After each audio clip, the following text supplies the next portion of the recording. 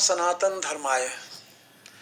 मेरे प्यारे साथियों, पिछले दिनों मैंने एक वीडियो बनाया था जिसमें गौ माता को राष्ट्र माता के रूप में प्रतिष्ठित किया जाए, इसके कारणों पर मैंने अपने विचार व्यक्त किया था। इसके बाद आप में से अनेक साथियों के प्रस्ताव आए कि क्यों न गौ माता की इस महत्ता को देखते हुए उसके विभिन्न क्षेत्रों में उपयोगी आयाम जो हैं उन पर न वीडियो मैं क्यों बनाऊं। और उसी का परिणाम है कि मेरे अपने मन मस्तिष्क में भी एक बात उपजी कि गौ माता की उपयोगिता और उसका महत्व अनेक क्षेत्रों में है। वो आध्यात्मिक, सांस्कृतिक, आर्थिक, राष्ट्रीय चेतना और अनेक। और इसी को दृष्टिगत रखते हुए मैंने निर्णय लिया कि क्यों न आज हम एक ऐसे विषय को लेकर चलें जिसकी महत्ता नींव में पहुंचती है। साथियों, आज हम जिस विषय पर चिंतन करने के लिए यहाँ बैठे हैं वह केवल एक परंपरा का विषय नहीं, वह केवल श्रद्धा का विषय नहीं, वह है भारतीय संस्कृति की आत्मा का विषय। और विषय है भारतीय सांस्कृतिक पृष्ठभूमि में गौ माता का स्थान। इसको यूँ भी कह सकते हैं, भारतीय सांस्कृतिक पृष्ठभूमि में गौ माता का महत्व और उपयोगिता। विषय पर जाने से पहले हमें जानना होगा संस्कृति क्या है। सबसे पहले हमें समझना होगा संस्कृत किसे कहते हैं। साथियों, संस्कृत केवल पहनावा नहीं, केवल भाषा नहीं, केवल त्यौहार नहीं, वह है हमारे जीवन जीने की दृष्टि निर्धारित करने वाली एक पद्धति। भारतीय संस्कृति का मूल भाव है सह अस्तित्व, करुणा, मातृत्व, समर्पण। और इन सभी भावों को जीवन रूप में अगर कुछ दिखाता है तो प्रकृति में गौ माता का स्थान। गौ और माता, यह संबोधन क्यों? हमने गाय को गाय नहीं, हमने उसे माता कहा है, गौ माता। यह शब्द कोई संयोग नहीं है, यह हमारी संस्कृति की गहराई को प्रकट करने वाला एक शब्द है। माता वह होती है जो पोषण करे, जो संरक्षण करे, जो बिना किसी अपेक्षा के देती रहे। गौ इन तीनों गुणों का सजीव रूप से एक उदाहरण है। इसलिए भारतीय मन ने उसे सिर्फ एक पशु के रूप में नहीं देखा, बल्कि मातृत्व के रूप में अनुभव किया। वैदिक संस्कृति में गौ का स्थान महत्वपूर्ण रहा है। वैदिक युग से ही गौ भारतीय जीवन का केंद्र रही है।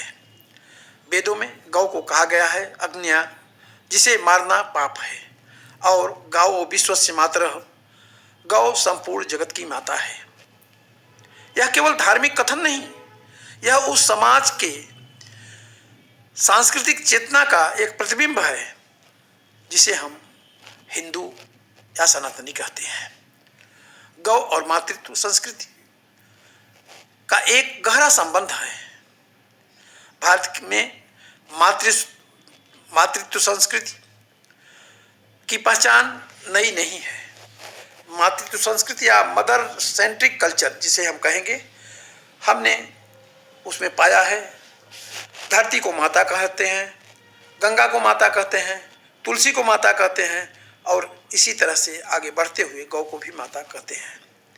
क्योंकि भारतीय संस्कृति भोग नहीं, संबंधों पर आधारित है। जहाँ पश्चिम वस्तुओं को रिसोर्स मानता है, वहीं भारत उन्हें माता कह करके पुकारता है। यह दृष्टि ही हमारी सांस्कृतिक धरोहर का एक प्रतीक है। साथियों, गौ करुणा और अहिंसा का प्रतीक है। भारतीय संस्कृति का मूल सिद्धांत है अहिंसा परमो धर्म, और गौ इस महिमा को दर्शाते हुए अहिंसा का प्रतीक बनी हुई है। शांत है, सहनशील है, कभी आक्रमण नहीं करती है। गौ के इससे बड़े गुण क्या हो सकते हैं। इसीलिए गौ को सेवा करने के लिए प्रथमतः चुना गया है।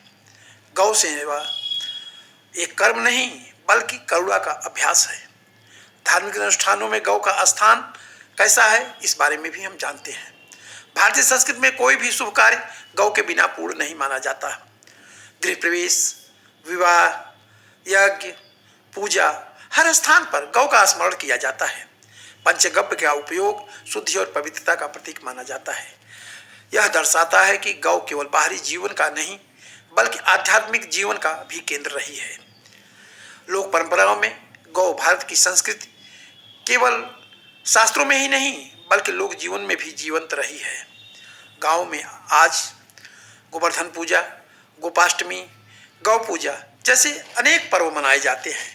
इन पर्वों में गौ को सजाया जाता है, पूजा की जाती है। वह केवल धार्मिक कर्मकांड नहीं, यह कृतज्ञता का उत्सव होता है। साथियों, श्री कृष्ण और गौ की संस्कृति जब हम देखते हैं तो निश्चित रूप से हम उसे भूल नहीं सकते हैं। श्री कृष्ण का एक नाम गोपाल भी है, अर्थात गौ का पालन करने वाला। दूसरा नाम गोविंद, अर्थात गौ को आनंद देने वाला। यह कोई साधारण बात नहीं है। भगवान स्वयं गौ के साथ जुड़े हुए हैं। यह बताता है कि गौ केवल सामाजिक नहीं, देवी संस्कृति का भी हिस्सा रही है। गौ और भारतीय मन में गौ के प्रति जो भावना है उसे भी देख लेते हैं, तर्क पर परख लेते हैं। वह भाव या इमोशन क्या है? एक ग्रामीण व्यक्ति गौ को बेचते समय रोता है क्योंकि वह उसे संपत्ति नहीं, परिवार का सदस्य मानता है। यह संबंध ही भारतीय संस्कृति की आत्मा दर्शाती है। गौ त्याग और समर्पण का प्रतीक कैसे है, इसे भी जानते हैं। गौ हमें एक बहुत बड़ा जीवन संदेश देती है। देते रहो बिना किसी अपेक्षा के। गाय हम जानते हैं खाती कम है लेकिन देती ज्यादा है। शिकायत नहीं करती, वह हमें सिखाती है निस्वार्थ जीवन। गाय हमें दूध देती है, दूध, दही, घी, मूत्र और गोबर इत्यादि, जो पंचगव्य का रूप धारण करते हैं। सांस्कृतिक विघटन और हमारी जिम्मेदारी। आज आइए इस विषय को गंभीरता से लेते हैं। आज हम एक ऐसे समय में खड़े हैं जहां हमारी सांस्कृतिक जड़ें कमजोर की जा रही हैं। हम आधुनिकता के नाम पर अपनी परंपराओं से दूर हटते चले जा रहे हैं। गौ के प्रति हमारा भावना धीरे धीरे कमजोरी की तरफ जा रही है। यह केवल एक परंपरा का नुकसान नहीं, यह हमारी संस्कृति के क्षरण का भी संकेत है। हमें करना क्या चाहिए, आइए इस बात पे भी थोड़ा विचार कर लें, जिसे हम सांस्कृतिक दृष्टिकोण से भी देखेंगे। यदि हमें अपनी संस्कृति को बचाना है तो हमें 3 कार्य करने होंगे। पहला, भाव जागरण। क्या है वह? गौ के प्रति भाव और श्रद्धा को पुनः जागृत करना है। जिस तरह से सदियों से गौ माता का पूजन और सम्मान हमें दृष्टिगत होता रहा है, उसको आगे बढ़ाना है, न कि उसे कम करना है। दूसरी चीज, हमें परंपराओं को पुनर्जीवित करना है। अपने पर्वों को मनाना है, बच्चों को सिखाना है, घर में चर्चा करना है और इस तरह से गाय के प्रति अपने सम्मान के साथ साथ अपनी परंपराओं को भी जीवंत रखना है। तीसरा, जीवन में कुछ चीजें अपनाने की बात आती है। हमें सोचना होगा कि गौ केवल मंदिर तक सीमित नहीं है, वह नंदी तक ही सीमित नहीं है, वह हमारे जीवन का हिस्सा बने, ऐसा हमको प्रयास करना होगा। और इसके लिए निश्चित रूप से गौपालन और गौ संवर्धन या गौवंश संवर्धन को हमें गहराई से ग्रहण करना होगा। साथियों, युवाओं के लिए भी यहाँ कुछ संदेश देना चाहूँगा। युवाओं को कहना चाहूँगा कि आप केवल आधुनिकता के वाहक न बने, आप संस्कृति के संवाहक बने। यदि आप अपनी जड़ों से कट जाते हैं तो आपकी पहचान खो जाएगी। गौ माता से जुड़ना आपको आपकी जड़ों से जोड़ेगा। अंतिम भाव के रूप में साथियों, मैं कहूँगा, गौ माता केवल एक विषय नहीं है जिस पर छोटा सा व्याख्यान दे करके हम चुप हो जाए, कुछ कह करके हम चुप हो जाए। वह एक अनुभूति है, वह एक एक्सपीरियंस है। जब हम उसे माता कहते हैं तो वह केवल एक शब्द नहीं बोलते हैं, हम अपनी संस्कृति को हृदय से व्यक्त करते हैं, प्रकट करते हैं। साथियों, आइए संकल्प लें, हम सब मिलकर संकल्प लें, हम अपनी संस्कृति की रक्षा करेंगे, गौ माता के प्रति श्रद्धा बनाए रखेंगे और इस भाव को आने वाली पीढ़ियों तक पहुंचाएंगे। अंत में कहना चाहूँगा कि यदि हम भारत को समझना चाहते हैं तो हमें उसकी संस्कृति को समझना होगा, और यदि हम उसकी संस्कृति को समझना चाहते हैं तो हमें समझना होगा गौ माता को। आइए एक स्वर में बोले, गौ माता की जय, भारत माता की जय, वंदे मातरम। धन्यवाद साथियों।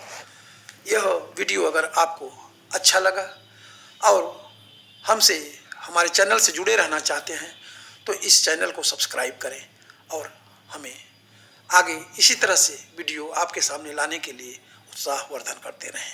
धन्यवाद।